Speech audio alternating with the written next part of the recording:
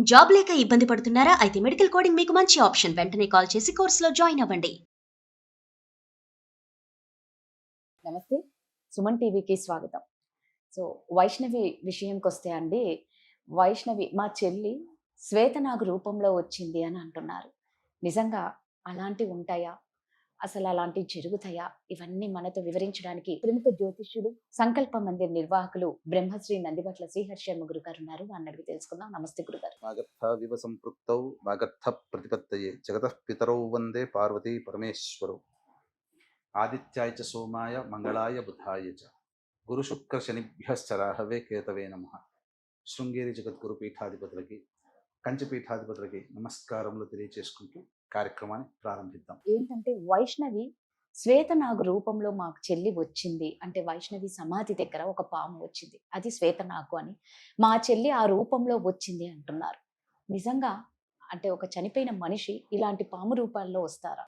ఆ అమ్మాయి సమాధి దగ్గర హ్మ్. చనిపోయిన దారభ్యత హ్మ్. కర్మ అన్నీ అయిపోయేంత వరకు కూడా ఉండి తర్వాత ఆ తల్లిదండ్రులు అన్నదమ్ములు వీళ్ళందరూ కూడా ఆ పడే వేదన వర్ణనాతీతం. అబ్బా! అవును. ఆమె మరణించి ఇన్ని రోజులు దాదాపు 3-4 వారాలు నెల అయిందమ్మా. 3-4 వారాలైతే ఈజీగా అయింది గురుగారు. ఇంతవరకు ఆ అమ్మాయికి న్యాయం జరగదు. జరగలేదు. అవును. పోనీ అవతల వైపు నుంచి హ్మ్. ఇంత కిరాతకంగా ఒక గర్భవతిగా ఉన్నటువంటి ఆమెని సొంత భర్తే చంపగలిగాడు అని అంటే ఎంతటి కిరాతమైనటువంటి హృదయం గలవాడు, అవును. దయ కలిగినటువంటి భర్త కాదు. కాదు. మామూలుగా ఉంటేనే ఆడపిల్లని మనం ఒక మాట అనడానికి ఇబ్బంది పడతాం. అవును. అటువంటిది తన ప్రతిరూపమే ఆ! అందులో ఆ అమ్మాయి గర్భంలో ఉన్నది. ఎంతో సంతోషపడాలి ఒక అవును. భర్తగా. కానీ ఒక ఒక రాక్షసుడిగా వ్యవహరించి క్షణికావేశంతో ఆ అమ్మాయిని అతి దారుణంగా చంపగలిగాడు. అంటే అయినప్పటికీ కూడా ఇంకా అసలు న్యాయమా? అన్యాయమా? ఎలా పోతుంది సమాజంలో? నిజం. అందరూ ప్రతి వాళ్ళు కూడా ఆ అమ్మాయికి న్యాయం జరగాలి. న్యాయం ఆ జరగాలనే కుటుంబానికి అంటున్నారు. న్యాయం జరగాలి. అయితే ఇలాంటి ఘోరమైనటువంటి తప్పు జరిగినటువంటి తర్వాత హ్మ్. ఆ అమ్మాయిని అక్కడ సమాధిగా పూడ్చడం జరిగింది. హ్మ్. తదనంతర కార్యక్రమాలు అయిపోయి అన్నీ అయిపోయింది. హ్మ్. సహజంగా సమాధులు అన్నప్పుడు ఎవరు ఆలనా పాలన ఉండదు. ఆ సమాధులు ఉండేటువంటి చోట అవును. పిచ్చి చెట్లు ఇవన్నీ ఉంటుంటాయి. అవును. సాధారణంగా మనకు ఎక్కువగా సమాధుల చుట్టూ హ్మ్. చెట్లు బాగా వేపుగా పెరిగి ఉండడము, హ్మ్. ఎవరు అక్కడ మనుష్య సంచారం లేని కారణం చేత హ్మ్. మనుష్య సంచారాన్ని ఇష్టపడని జీవులు ఆ సమాధుల దగ్గర ఉంటుంటాయి. అవును. అందులో ప్రముఖమైనటువంటి పాములు. అవును. సమాధుల చుట్టూ ఎక్కువగా పాములు ఉంటాయి. అయితే మా అమ్మాయి కనిపించింది శ్వేతనాగే హ్మ్. ఇలా చెప్తున్నారు. అంటే వాస్తవానికి గమనించుకున్నట్లయితే ఇక్కడ దుర్మరణం పాలైన వ్యక్తి యొక్క ఆత్మ అలా కనిపించడం అనేటువంటిది జరగదమ్మా. ఎందుకు అనంటే దుర్మరణం అంటే road accident, fire accident, suicide attempt, నదిలో బావిలో పడి చనిపోవడం, ఇంట్లోంచి వెళ్ళిపోవడం, లివర్ ఫెయిల్యూర్, కిడ్నీ ఫెయిల్యూర్, క్యాన్సర్‌తో చనిపోవడం, 60 సంవత్సరాల లోపల కుటుంబ సభ్యులు ఎలాగైనా చనిపోయినా, అలాగే స్త్రీ హత్య, గోహత్య, బ్రాహ్మణ హత్య, పిల్లిని చంపిన, పాముని చంపిన, ఇలాంటి సందర్భాల్లో హత్య జరిగిన ఎవరైతే చనిపోతారో వాళ్ళ ఆత్మ మోక్షాన్ని పొందదు. ఈ యొక్క భూమికి మోక్షానికి సంబంధించినటువంటి మధ్యలో అంతరిక్షంలో అనగా త్రిశంకు స్వర్గం అని అంటారు. అలా తలకిందులుగా వేలాడుతూ ఉంటుంది. ఆత్మ క్షోభపడుతుంది. ఒక రకంగా ఆ వైష్ణవి అనే అమ్మాయి ఆత్మ క్షోభకి గురవుతుంది. అంతే తప్ప కనిపించడం అనేటువంటిది ఏదైనా సంబంధించినటువంటి ప్రాణి రూపంలో కనిపించడానికి అవకాశము ఉండదు. శాస్త్ర ప్రకారం మాట్లాడుకోవాలి అంటే అది వాళ్ళొక ఇల్యూషన్, ఒక భావన. అంటే పాము కనబడగానే అది పాము అంటే దేవతా సర్పం. వాళ్ళ అమ్మాయి చనిపోయిన వాళ్ళని మనం దేవతలుగానే భావిస్తాం. మనకు పల్లెటూళ్ళలోనే ఎక్కడైనా పితృదేవతలు అని అంటాం. ఎవరైనా అబ్బాయి చనిపోయినా, అమ్మాయి చనిపోయినా, ఎవరు చనిపోయినా, పిల్లలు చనిపోయినా దేవతల కిందనే లెక్క కడతాం. పితృదేవతలు అంటే అంటే మగవాడు కాబట్టి మగవాడు చనిపోతేనే పితృదేవతలు కాదు. స్త్రీ అయినా, పురుషుడైనా, బాలుడైనా, బాలికనైనా చనిపోతే ఆ సంబంధించినటువంటి పితృదేవతల కింద లెక్క. ఇప్పుడు ఒక కాదు 2 ప్రాణాలు పోయాయి.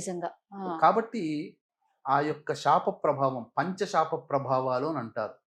ఇవి ఉన్నప్పుడు మారు బలిని కోరుకుంటాయి. కుటుంబంలో దుర్మరణాలు జరిగితే మారు బలిని కోరుకుంటాయి. అందుకనే మనం ఉపేక్ష చెయ్యకూడదు. ఇది ఆ అమ్మాయి వాళ్ళ కుటుంబానికి జరిగిన నష్టాన్ని ఎవరు పూడ్చలేరు. అమ్మా, అవును గురుగారు. ఇప్పుడు ఎంత డబ్బులు ఇచ్చినా ఏం చేసినా ఆ తల్లి ఇంకో- కడుపు కోత ఎవరు ఇంకో వైష్ణవి అయితే రాదు రాదు కదా. కదా. అవును ఒక మనిషిని పోలిన మనుషులు 7 ఉంటారు ప్రపంచంలో. అవును అవును. ఆ 7 వైష్ణవి లాగా ఉండే అమ్మాయిని పట్టుకొచ్చిన సొంత కూతురు అయితే కాదుగా. కాదు కదా. ఆ లోటుని ఎవరు పూడ్చలేరు. కానీ ఆ అమ్మాయికి న్యాయం ఇక్కడ మనం జరిగేటువంటిది న్యాయం అనుకుంటాం. ఉమ్, కానీ శాస్త్ర ప్రకారం న్యాయం జరగాలి అని అంటే ఉమ్, ఆ అమ్మాయికి పట్టినటువంటి దుర్గతి ఏదుందో ఆ దుర్గతిని విమోచన చెయ్యాలి. ఉమ్. అంటే ఏ కుటుంబంలోనైతే ఇప్పుడు చెప్పబడినటువంటి దుర్మరణాలు కలుగుతాయో ఉమ్. ఆ కుటుంబంలో ఒక బలి మారు బలిని బలి కోరుకుంటుంది. ఇప్పుడు ఒక అపవాదు ఉంది. ఉమ్. ఆ చంపినటువంటి హరిబాబు అనేటువంటి ఉమ్. తండ్రిని సొంత తల్లే చంపింది అని ఒక అపవాదు. ఏదో హార్ట్ అటాక్ అవును. తోనో ఏదైతేనేమి చిన్నతనంలో కోల్పోయాడు. మరి వైష్ణవి చనిపోక ముందు కూడా గురుగారు మీరు అన్నట్లే వాళ్ళ ఫ్యామిలీలో మీద మీద ఒక్కొక్కరు చనిపోతూ వచ్చారట. ఎవరి ఫ్యామిలీలో ఈ వైష్ణవి వాళ్ళన్న ఒక వీడియో రిలీజ్ చేశారు. వాళ్ళ నానమ్మో ఎవరో అంటే ఒక్కొక్కరు ఆ, చనిపోతూ వచ్చారు. వైష్ణవి చనిపోక ముందు కూడా అంటే పాపం వాళ్ళు మా ఫ్యామిలీలోనే ఎందుకు ఇలా అవుతుంది, ఇంతమంది ఎందుకు చనిపోతున్నారని వాళ్ళన్న ఒక వీడియో కూడా వదిలారు. మాకే ఎందుకు అవుతుంది. ఇది దుర్మరణాలు జరిగినప్పుడు ఇది మారుబలిని కోరుకుంటుంది. మీకు ఉదాహరణ చెప్తానమ్మా. ఉమ్, ఉదయ్ కిరణ్ ఉదాంతం తీసుకోండి. ఉమ్, వాళ్ళ అన్నయ్య గొప్ప మెడిసిన్ లో గొప్ప టాప్ ఆ, ర్యాంకర్, ఆ, మంచి సీట్ సంపాదించాడు నేషనల్ లెవెల్లో.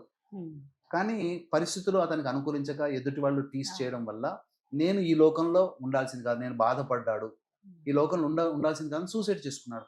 అప్పుడే పరిహారం చేసుంటే బాగుండేది. ఆ దుర్మరణం పాలైంది కదా. ఉమ్, మారుబలిని మళ్ళీ తల్లి రూపంలో కోల్పోయింది. ఉమ్, తల్లి ఉదయ్ కిరణ్ తల్లి పుష్కరాల్లో పోయినప్పుడు నదిలో పడి చనిపోయింది. పోనీ అప్పటికైనా పరిహారం చేసుకుంటే బాగుండేది. ఆ. కనీసం ఉదయ్ కిరణ్ కి అలాంటి ఆలోచన. ఎందుకంటే ఒక దుర్మరణం ఇంకొక మారుని బలి కోరుకుంటుంది. ఇప్పుడు విజయ్ ఆంటోని ఉన్నాడు, బిచ్చగాడు హీరో. అవును. తను 9వ తరగతి చదువుతున్నప్పుడు తన తండ్రి సూసైడ్ చేసుకున్నాడు. ఆ. తర్వాత తన తరంలోకి వచ్చేసరికి ఉమ్. తనకి పుత్ర సంతానం లేదు, కేవలం ఆడపిల్లలే. ఆడ- ఆ. ఆడపిల్ల అయినా కానీ బాగుందంటే మళ్ళీ ఇంటర్మీడియట్ లో ఆ అమ్మాయి సూసైడ్ Suicide. చేసుకుంది. ఇప్పుడు ఈ పరిహారం అనేటువంటి చేసుకోలేకపోవడం వల్ల ఇలాంటివి మారు జరుగుతాయి. బలులు ఎన్టీ రామారావు ఫ్యామిలీ చూసుకోండి. పెద్ద కొడుకు రామకృష్ణ మసూచి వ్యాధితో పోయారు. ఉమ్, తర్వాత తండ్రి కార్ యాక్సిడెంట్ లో పోయాడు. ఉమ్, హరికృష్ణ పెద్ద కొడుకు జానకిరామ్, హరికృష్ణ, ఎన్టీ రామారావు చిన్న కూతురు ఉమామహేశ్వరి, ఉమ్, ఎన్టీ రామారావు ఒక మనవరాలు, ఉమ్, ఎన్టీ రామారావు తమ్ముడు త్రివిక్రమరావు పెద్ద కొడుకు, కళ్యాణ్ చక్రవర్తి కంటే ఇంకో పెద్దవాడు, ఆయన కూడా హీరో చేశాడు 2-3. ఉమ్. మనకందరికీ ఇష్టమైన జూనియర్ ఎన్టీఆర్ కూడా మరణం అంచుల దాకా వెళ్ళి వచ్చాడు సూర్యాపేటలో. అంటే వాళ్ళ కుటుంబంలో జరిగింది ఒక మరణం, మళ్ళీ మారు బలి కోరుకుంటారు. ఉమ్, ఈ కుటుంబంలో కూడా వైష్ణవికి వివాహం అయింది కాబట్టి ఉమ్. చేసుకున్న భర్త కుటుంబానికి చెందుతుంది. ఇక్కడ Hmm. పుట్టిన గోత్రం అక్కడదే అదే. అవుతుంది వివాహం అయిన తర్వాత. ఉమ్, ఆ కుటుంబంలో దుర్మరణం జరిగిన చేసుకోలేదు, ఉమ్, మారుబలి రూపంలో వైష్ణవిని కోల్పోయింది. అందుకనే దీన్ని దృష్టిలో పెట్టుకునే ఉమ్. వీక్షించేటువంటి ప్రేక్షకులు ఖచ్చితంగా ఇటువంటి దుర్మరణాలు జరిగినప్పుడు వెంబడే ఈ పంచశాప ప్రభావాలు, స్త్రీ శాపము, గురు శాపము, దైవ శాపము, సర్పశాపము, పితృశాపము, ఉమ్. ఈ 5 శాప ప్రభావాలు కుటుంబంలో ఉంటే అవి మారుబలిని కోరుకుంటాయి. ఎలా గుర్తించవచ్చు అంటే తండ్రి లేదా భర్త వైపు 6 తరాలు, తల్లి లేదా భార్య వైపు 3 తరాల్లో దుర్మరణాలు, road accident, fire accident, suicide attempt, నదిలో బావిలో పడి చనిపోవడం, ఇంట్లోంచి వెళ్ళిపోవడం, లివర్ ఫెయిల్యూర్, కిడ్నీ ఫెయిల్యూర్, క్యాన్సర్తో చనిపోవడం, 60 సంవత్సరాల లోపల చనిపోయిన, పిండ ప్రదానాలు చేయలేకపోయినా, హత్య గావించబడ్డ, స్త్రీ హత్య, గోహత్య, బ్రాహ్మణ హత్య, పిల్లిని చంపిన, పామును చంపిన ఈ పంచశాప ప్రభావాల నుండి కుటుంబంలో ఉమ్. మనశ్శాంతి అనేటువంటిది లేకుండా ఇబ్బంది పడుతుంది. ఒక దుర్మరణం మారుబలిని కోరుకుంటుంది, లేదా ఇంకో రూపంలో కుటుంబ సభ్యుల మధ్య అవగాహన ఉండదు. ఎవరికి వారే యమునా తీరే, ఎవరి డిసిషన్ వారిదే. కానీ ఒక ఇంట్లో ఉంటారు కానీ ఎవరికి సంబంధం లేకుండా జీవిస్తుంటారు. ఉమ్. అలాగే మందులకు నయం కాని రోగాలతో బాధపడుతుంటుంటారు. అన్ని అవకాశాలు దగ్గర దాకా వచ్చి వెనక్కి వెళ్ళిపోతుంటాయి. ఇలా ప్రతి దాంట్లో కూడా సంతోషం అనేది లేకుండా జీవిస్తుంటారు. సంతానం కలగదు, పెళ్లిళ్ళు కావు, అయినా డైవోర్స్లు అయిపోతూనే ఉంటుంటాయి. ఇలా చెప్పుకోలేమమ్మా. అనేక రకాల సమస్యలకి కారణం ఈ పంచశాప. అందుకనే దీన్ని దృష్టిలో పెట్టుకొని మన పీఠం ఆధ్వర్యంలో ప్రతి నెల ఉమ్. ఈ పంచశాప నివృత్తి పూజలు, హోమాలు అనేటివి చేయించడం జరుగుతుంది.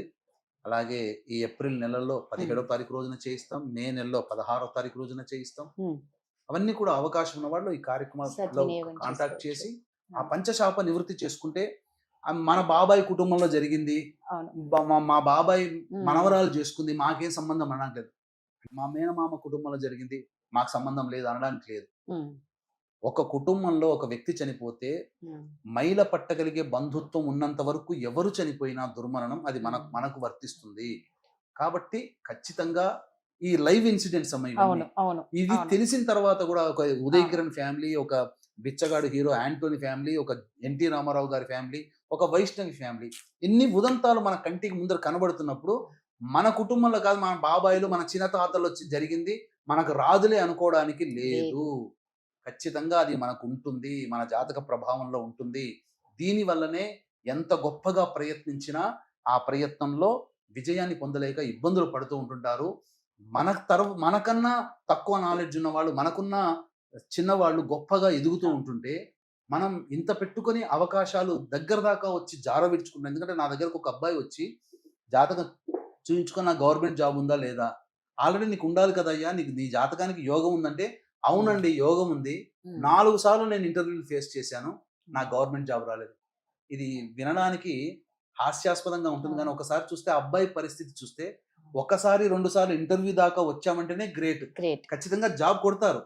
4 సార్లు గవర్నమెంట్ జాబ్ ఇంటర్వ్యూ దాకా వచ్చి ఫెయిల్ అయిపోయాడు అని అంటే అతని జాతకంలో ఈ దోషం ఉంది. అందుకనే యోగం ఉన్నా అనుభవించలేకపోతున్నాడు. చాలా మంది డబ్బులు చేత పట్టుకొని ఇల్లు కొనుక్కోవాలనుకుంటారు, ఇల్లు కొనుక్కోలేరు. ఎక్కడెక్కడ ఫిక్స్డ్ చేసుకుంటారు, తర్వాత అప్పుడు ఇల్లులు కనబడుతుంటాయి, మన ఇంటి పక్కనే కనబడుతుంటాయి, మన కాలనీ పక్కనే కనబడుతుంటాయి.